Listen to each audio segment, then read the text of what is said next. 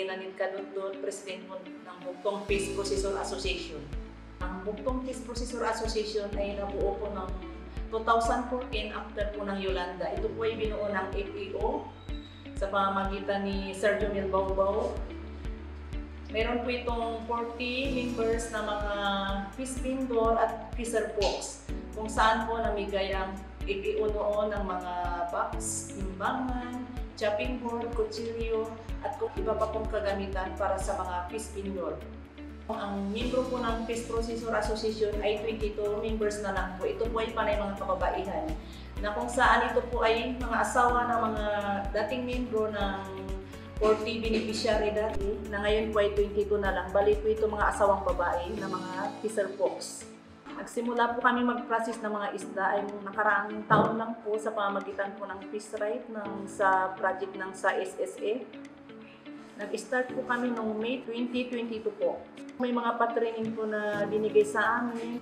By Zoom po kasi nung time na yun medyo kasagsagan pa ng pandemic dito.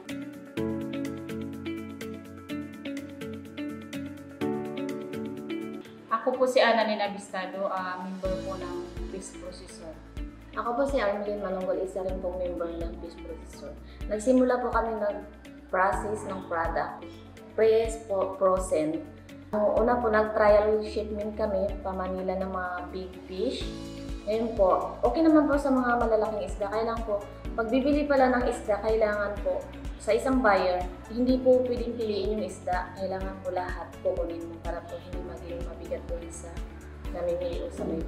Ngayon po, nag-training po kami para po kung paano magpa-frozen ng isda. Kaya po nag-try kami. Bumili po kami ng mga isda na hindi po pwedeng may shipment. Kaya po yun ang ginawa namin frozen product.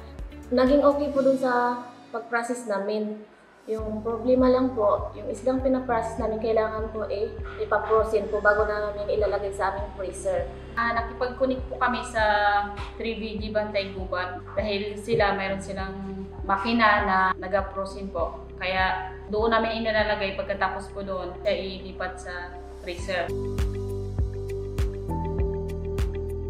Ako po si Esterita Manonggol, Business Manager ng Fish Processor. Nagsimula po kami noong May. Ang ginagawa namin po, nagta-trial kami mag-process. Simula noong May hanggang August, wala po kami ibang ginawa kundi mag-process lang po. At ang ginagawa po namin doon ay nag-pre tasting po kami para malaman po namin kung ang mga pinaprocess po namin na frozen fish ay okay po siya na i-market or okay po siya ibenta doon sa customer na yung pinaprocess ba namin ay may quality or maayos ba. Ngayong September po ay nakapag-trial na kami, nakapag-ship na po kami, may nag-order na din po sa amin, nakapagbenta na rin po kami ng total sales ay 35,000 at nakapagbenta na po kami ng kilo ng isda na nasa 99.886 kilo.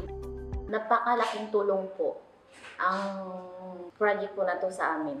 Sana po tuloy-tuloy po para po dito na lang po kami magtatrabaho. Yung mga pangarap talaga namin bilang isang kababaihan ay magkaroon po talaga kami ng sariling income na bawat mga kababaihan po talaga ay matulungan po